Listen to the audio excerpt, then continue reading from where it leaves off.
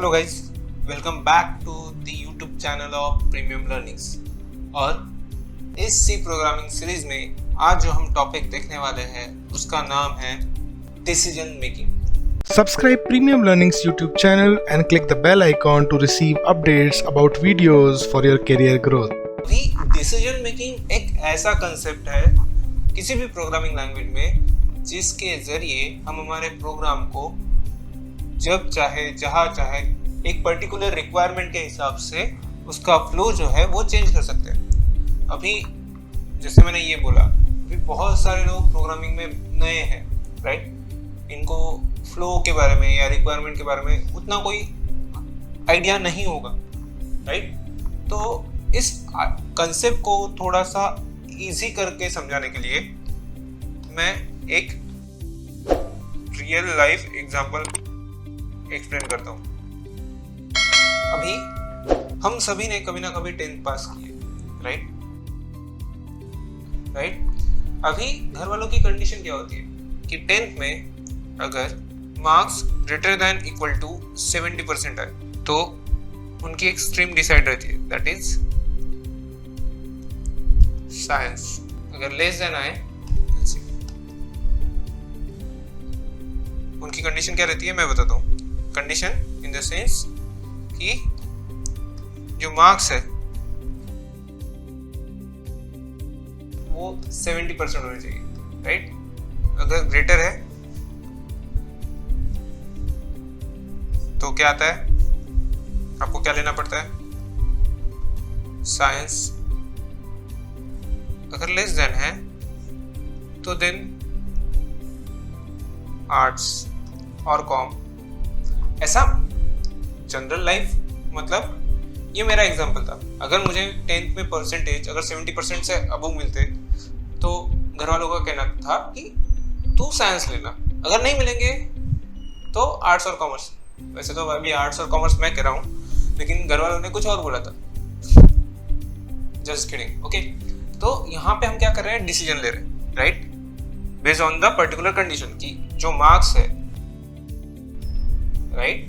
अगर मार्क्स अच्छे आते हैं तो एक स्ट्रीम हम चूज करते हैं, अगर कम आते हैं तो दूसरी स्ट्रीम चूज करते हैं, right. Here we are making a decision, right. और इस डिसीजन के बेसिस पर, इस सिनारियो के बेसिस पर हम क्या करने वाले हैं, हमारे लाइफ का जो फ्लो है, हमारे एजुकेशन का जो फ्लो है वो डिसाइड करने वाले, राइट। अभी ये तो हमने रियल लाइफ में किया, राइट। लेकिन व्हाट इफ हमें यही कंसेप्ट को प्रोग्राम में इम्प्लीमेंट करना है तो क्या, राइट। तो प्रोग्रामेटिकली डिसीजन मेकिंग कंसेप्ट्स को इम्प्लीमेंट करने के लिए हमारे पास है कंट्रोल स्ट्रक्चर्स। अभी कंट्रोल स्ट्रक्चर्स कौन से, उसमें भी हमारे पास मेनली 2 टाइप्स है, हमने उसको सब डिवाइड किया, राइट। सो सबसे पहले जो डिसीजन मेकिंग आता है कि what is decision making, right. Decision making statements allows us to take or make the decision based on the result of a condition. अभी यहाँ पे जब जो हमने एग्जाम्पल डिस्कस किया, राइट, कि जो मार्क्स है वो ग्रेटर देन 70 हुए तो ही हम क्या चूज करने वाले थे, साइंस, राइट। अगर नहीं होते तो हम क्या चूज करने वाले थे, आर्ट्स और कॉम, राइट। तो ये जो कंडीशन है, कंडीशन यहाँ पे स्पेसिफाई हुई थी, राइट। सो जो कंडीशन हम लिखने वाले हैं वो कंडीशन के बेसिस पे हम हमारे प्रोग्राम का जो फ्लो है वो डिसाइड करने वाले हैं। Statements will be executed only if the condition becomes true. अगर ये कंडीशन ट्रू है, अगर ये कंडीशन ट्रू है तभी जाके मैं साइंस फील्ड चूज कर सकता था, राइट। अगर ये कंडीशन ट्रू नहीं होती तो मेरे पास दूसरा ऑप्शन भी था, राइट। दूसरा ऑप्शन क्या था कि कंडीशन अगर ट्रू नहीं होती तो, right. So based on the conditions result हम हमारे जो स्टेटमेंट्स है वो एग्जीक्यूट करेंगे।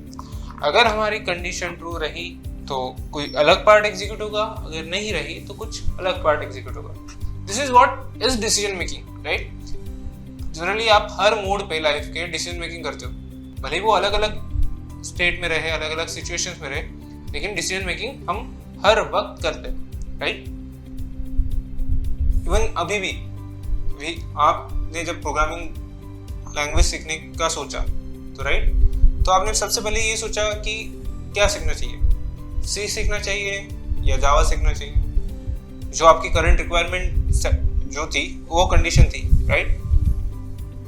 उस हिसाब से आपने एक रिजल्ट चूज किया, आइदर सी लैंग्वेज और जावा लैंग्वेज राइट।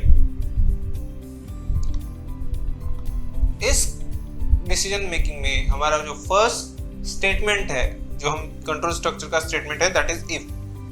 अभी इफ में क्या होता है, इफ का मैंने सिंटैक्स यहाँ पे आपको बता रहा हूँ। इफ में हम क्या करते हैं कि बेसिकली हम एक कंडीशन चूज करते हैं राइट। यहाँ पे आपको दिख रहा है कंडीशन राइट। अगर ये कंडीशन ट्रू है तो ही जाके ये जो स्टेटमेंट्स है ये एग्जीक्यूट होंगे। अदरवाइज ये स्टेटमेंट, अगर ये कंडीशन फॉल्स होती है तो ये कंप्लीट ब्लॉक जो है वो हमारा कंपाइलर क्या कर देगा, निग्लेक्ट कर देगा, मतलब प्रोग्राम में है ही नहीं ऐसा समझ के इस कंप्लीट ब्लॉक को वो स्किप करके आगे वाले स्टेटमेंट्स को एग्जीक्यूट करेगा राइट। हम क्या करते हैं, हम देखते हैं example of simple if statement. तो आ जाओ यहाँ पे हैश include stdio.h, के लिए मैं void main लिख रहा हूँ। Let's say int marks, okay, और int marks को हम ये डिसाइड करते हैं कि let's say marks को हम वैल्यू देते हैं 60। अभी हम यहाँ पे चेक करेंगे if marks is greater than 70, now printf pass with distinction, printf out of if scope। अभी ये जो प्रोग्राम मैंने लिखा है वो क्यों लिखा है मैं आपको एक्सप्लेन करता हूँ राइट। कि मैंने यहाँ पे एक वेरिएबल डिक्लेयर किया जिसका नाम है मार्क्स। इस मार्क्स को मैंने एक वैल्यू असाइन की है 60। अभी इस इफ कंडीशन में मैं क्या चेक कर रहा हूँ कि मार्क्स अगर ग्रेटर देन इक्वल टू 70 है तो एक मैसेज प्रिंट होना चाहिए that is pass with distinction. Otherwise मतलब अगर marks greater than equal to 70 है तो ही जाके ये मैसेज डिस्प्ले होगा, अदरवाइज ये मैसेज जो है वो एट द एंड डिस्प्ले होने वाला है, बिकॉज ये जो मैसेज है ये आउट ऑफ इफ ब्लॉक है, ये जो इफ ब्लॉक है इसके बाहर लिखा है राइट। तो let's try to execute this. सबसे पहले हम इसको सेव करेंगे, let's save this as a, पहले सबसे पहले फोल्डर क्रिएट करते हैं।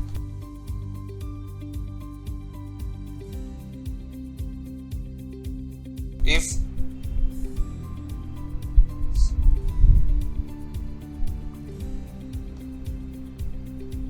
डॉट सेव, और अभी इसे कंपाइल करने के लिए F9 प्रेस करना राइट।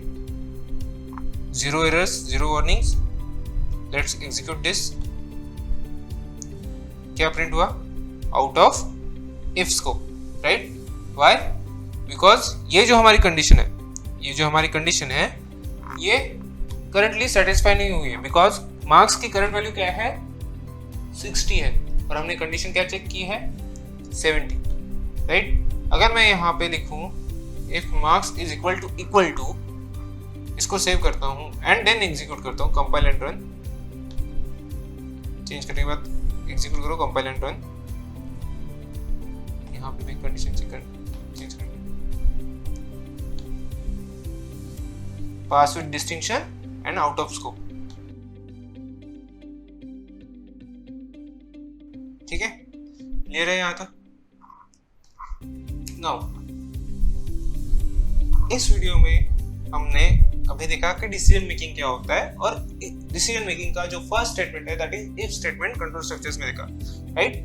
इसके आगे नेक्स्ट वीडियो में हम देखेंगे if else ladder and nested if else, right. So अगर आपको ये वीडियो अच्छा लगा होगा, please hit the like button and subscribe.